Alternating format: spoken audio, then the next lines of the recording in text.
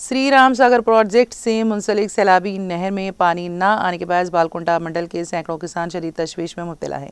इस नहर पर इन्हिसार करके खेती करने वाले किसानों का कहना है कि गुज़िश्ता 2 माह से बारिशों की कमी के बायस नहर में पानी नहीं आया, जिससे उनकी फसलों का मुस्तकबिल खतरे में पड़ गया है।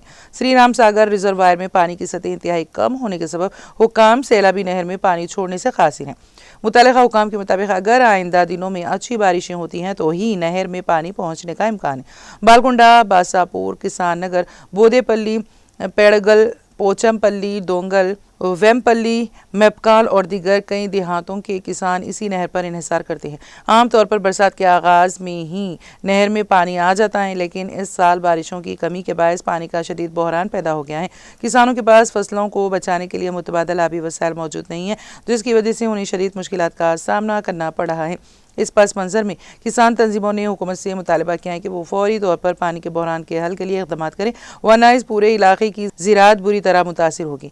महकमे मौसमियात की पेशगोई के मुताबिक आइंदा चंद दिनों में भी खातिर ख्वाह बारिशों के इम्कानात नहीं है, जिसके बायस नहर में पानी आने की उम्मीद मजीद कम हो गई है। दूसरी जानिब शदीद गर्मी की वजह से पहले ही बोई गई फसलें सूखने लगी हैं, जिस पर किसानों ने गहरी तशवीश का इजहार किया है। अवामी नुमाइंदों और किसान तंजीमों ने ज़िला कलेक्टर से मुतालबा किया है कि वो इस मसले पर फौरी तवज्जो दें और मुतबादल इंतजाम करें। किसानों का कहना है कि श्री राम सागर प्रोजेक्ट के तहत दीगर नहरों में तो पानी छोड़ा जा रहा है, लेकिन सैलाबी नहर को नज़रअंदाज किए जाने से किसानों में शदीद नाराज़गी पाई जा रही है।